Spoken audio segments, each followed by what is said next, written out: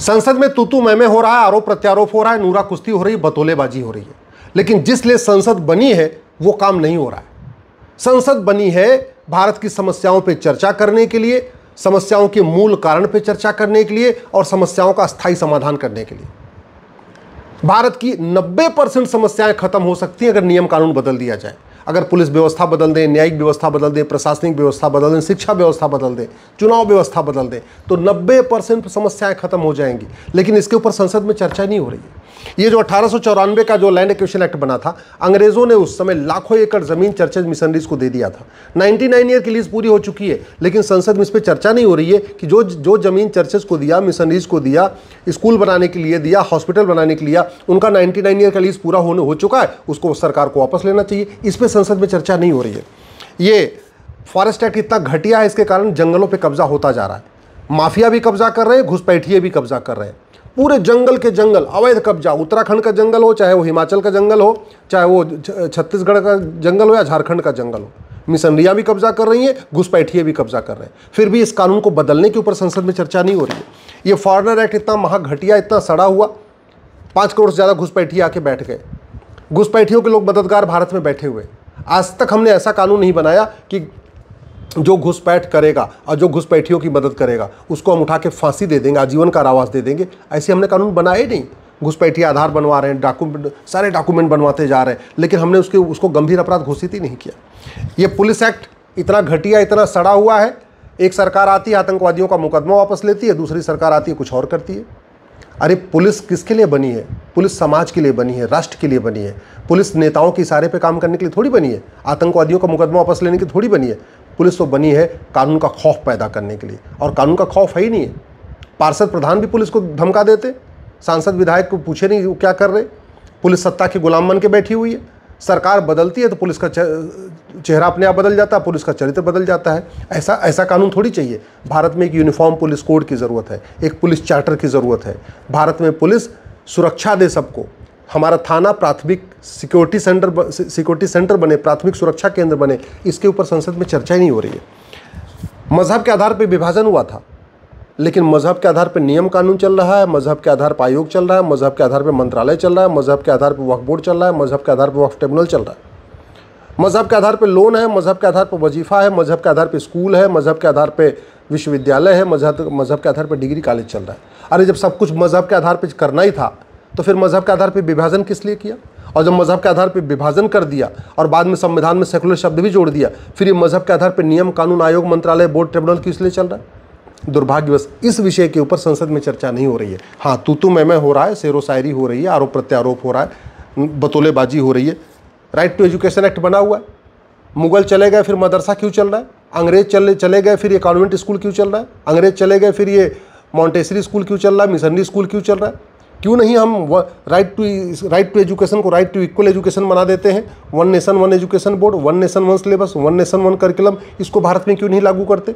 दुर्भाग्यवश संसद में इसके ऊपर चर्चा नहीं हो रही है। इस कानून को बदलने पर चर्चा नहीं हो रही है। बस तू मैं आरोप प्रत्यारोप, नूरा कुश्ती, बतौलेबाजी हो रही है। काय का वक्त भैया? जब देश संविधान से चलेगा, संविधान का मतलब समान विधान, तो सबके लिए एक ही विधान होना चाहिए ना। फिर तो समान धर्मस्थल संहिता होनी चाहिए, समान दान संहिता होनी चाहिए, समान संपत्ति संहिता होनी चाहिए, uniform endowment code, uniform property code, uniform donation code होना चाहिए। ये अलग से वक्फ बोर्ड क्यों? हिंदू बोर्ड तो नहीं है, जैन बोर्ड तो नहीं है, बौद्ध बोर्ड तो नहीं है, सिख बोर्ड तो नहीं है, फिर अलग से वक्फ बोर्ड क्यों नहीं? वक्फ बोर्ड क्यों? और वक्फ ट्रिब्यूनल क्यों?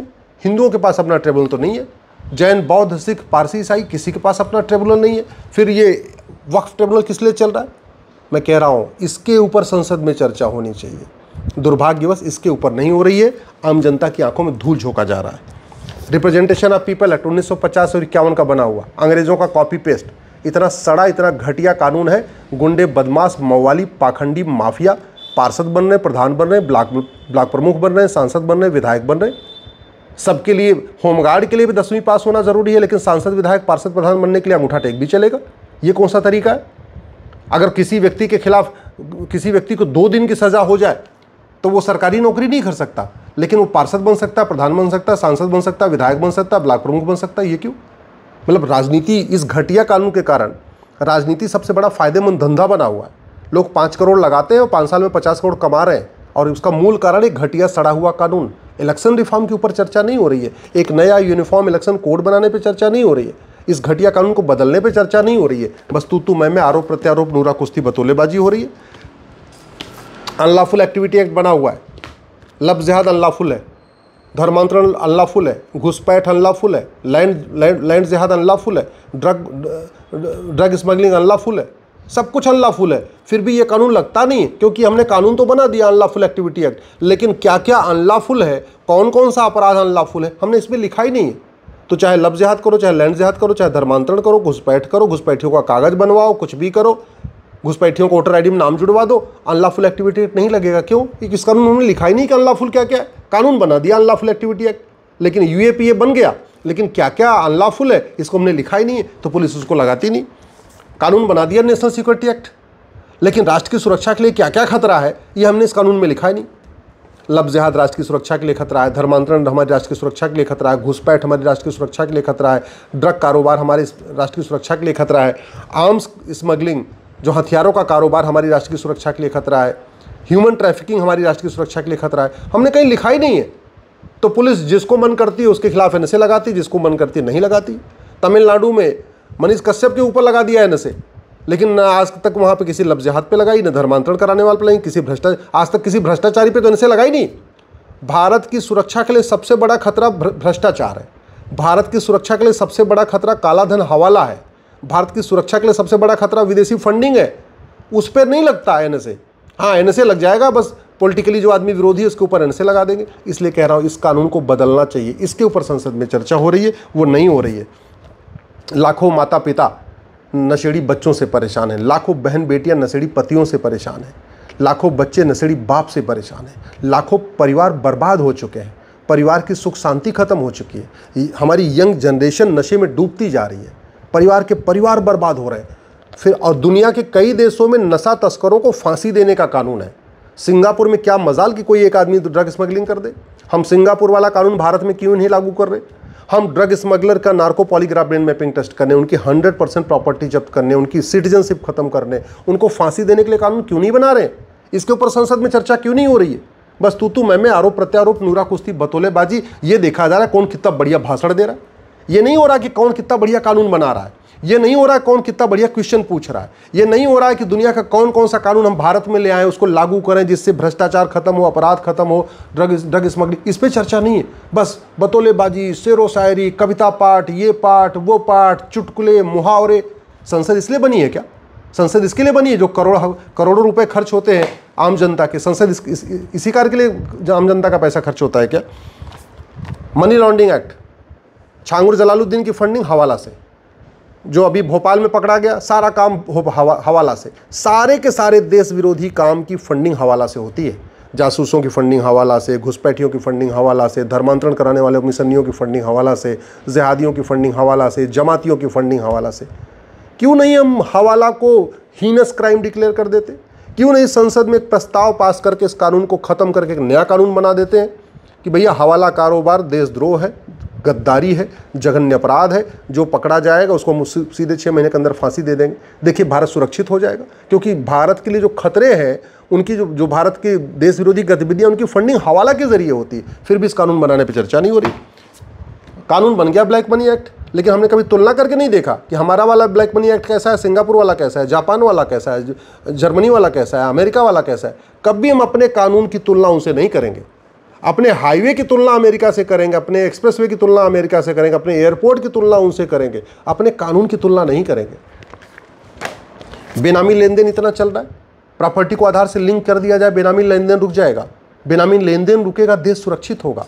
अभी पाखंडी मवाली माफिया बेनामी पर लेन देन कर रहे हैं, और बेनामी लेन देन करके वो सांसद विधायक बन रहे हैं, पार्टियों का टिकट खरीद रहे हैं, पार्षद बन रहे हैं, प्रधान बन रहे हैं, ब्लॉक प्रमुख बन रहे हैं और मंत्री तक बन जा रहे हैं।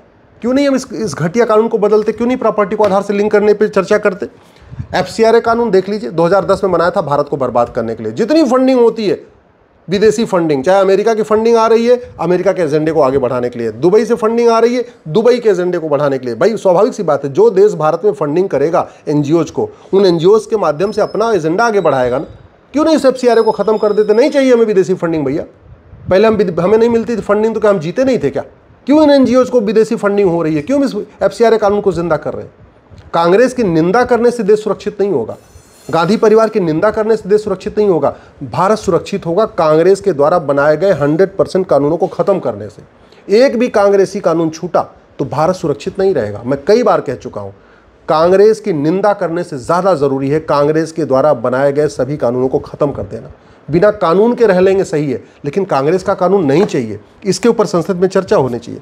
प्रिवेंशन ऑफ करप्शन एक्ट कानून बना हुआ है, थाना भ्रष्टाचार का अड्डा बना हुआ, तहसील भ्रष्टाचार का अड्डा बना हुआ, नगर निगम भ्रष्टाचार का अड्डा बना हुआ। ऐसा कौन सा डिपार्टमेंट है जहां पे भ्रष्टाचार नहीं हो रहा है? फिर भी हम इस प्रिवेंशन ऑफ करप्शन को नहीं बदल रहे। दुनिया के कई देशों में भ्रष्टाचारियों को फांसी दी जाती है, हम इस घटिया कानून को क्यों ढो रहे हैं? हम क्यों नहीं वो वाला कानून ले आते जहां पे भ्रष्टाचारियों को फांसी होगी, उनकी नागरिकता खत्म होगी, उनकी 100% प्रॉपर्टी जब्त होगी। सिटीजनशिप एक्ट 1955 बना था, इतना घटिया इतना सड़ा हुआ कानून है। करोड़ों घुसपैठियों ने नागरिकता ले लिया, वोटर आईडी में नाम जुड़वा लिया, लेकिन आज तक किसी की नागरिकता खत्म नहीं हुई। ना आतंकवादी की, न जिहादी की, न जमाती की, न माओवादी की, न नक्सली की, किसी की नागरिकता खत्म नहीं हुई। इसके ऊपर संसद में चर्चा नहीं हो रही है।